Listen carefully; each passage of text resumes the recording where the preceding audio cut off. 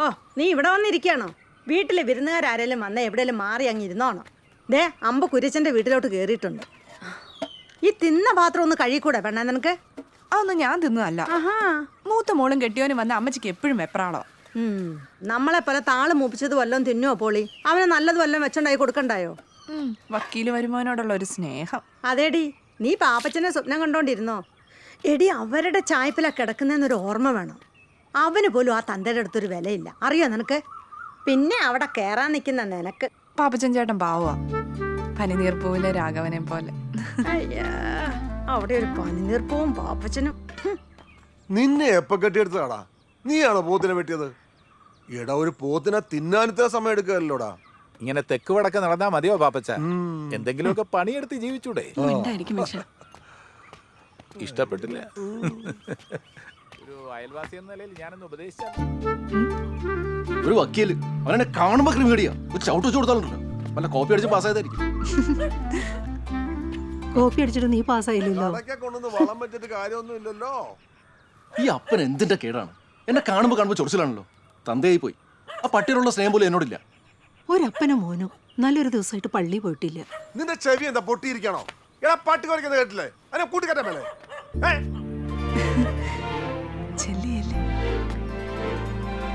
മണിക്കുട്ടിയെ, മണിക്കുട്ടി, ഈ പശുക്കുട്ടി ഇത് എവിടെ പോയി കിടക്കാണോ? എടി സിസിലി, എടി ഒന്ന് വന്ന് നോക്കിയാടി. എന്റെ ഈശോയെ, എന്റെ മണിക്കുട്ടി.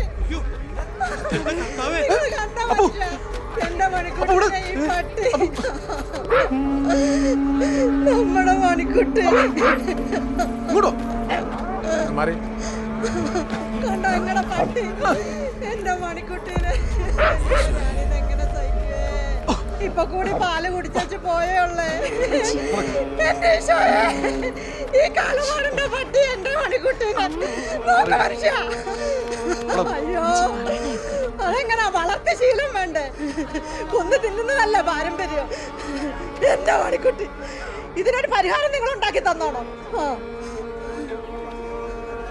എന്നാലും എന്റെ മാതം ചേട്ടാ, ഇതിനെയൊക്കെ അഴിച്ചുവിടാമോ? പിള്ളേർ നടക്കുന്ന വഴിയല്ലേ. ഇതൊക്കെ സംഭവിച്ച പോലെ മനുഷ്യർക്കും ആയിരുന്നെങ്കിലോ? അതിനെ അയാളങ്ങ് ചുട്ടുന്നോളും, അത്ര തന്നെ.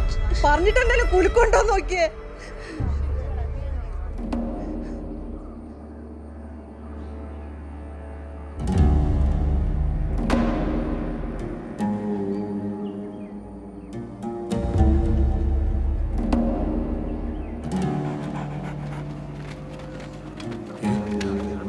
ചേട്ടാ വേണ്ട.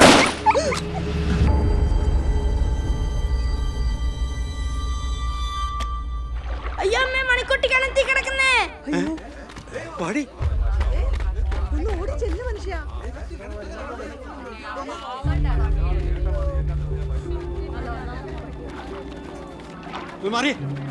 നോക്കട്ടെ, നീ ആ ചായപ്പിന്ന് കയറുന്നില്ല എടുത്തുണ്ടോ?